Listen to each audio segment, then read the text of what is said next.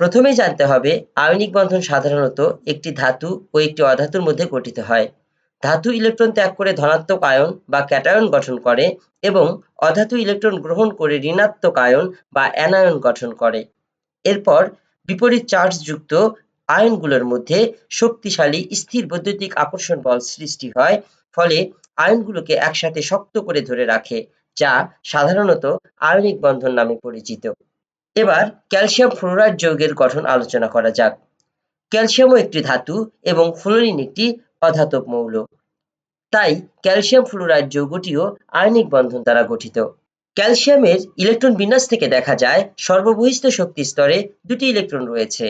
নিকটবর্তী নিষ্ক্রিয় gas আর্গনের electron বিন্যাস লাভ করার জন্য ক্যালসিয়াম সহজেই এই দুটি ইলেকট্রন ত্যাগ করে ক্যালসিয়াম 2+ আয়নে পরিণত হয়, যা ক্যাটায়ন নামে পরিচিত।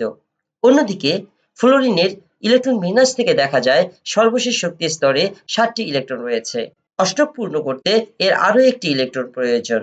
তাই একটি ফ্লোরিন একটি ইলেকট্রন গ্রহণ করে নিকটবর্তী নিষ্ক্রিয় গ্যাস নিয়নের ইলেকট্রন বিন্যাস লাভ করে এবং ফ্লোরাইড আয়নে পরিণত হয়, যা অ্যানায়ন নামে পরিচিত। আরেকটি গুরুত্বপূর্ণ বিষয় হলো, যেহেতু একটি ক্যালসিয়াম মৌল দুইটি ইলেকট্রন ত্যাগ করে, তাই সেই দুইটি ইলেকট্রন গ্রহণ করার জন্য কিন্তু অবশ্যই দুইটি ফ্লোরিন পরমাণুর প্রয়োজন হয়, কারণ প্রত্যেক ফ্লোরিন পরমাণু একটি করে ইলেকট্রনই গ্রহণ করতে পারে।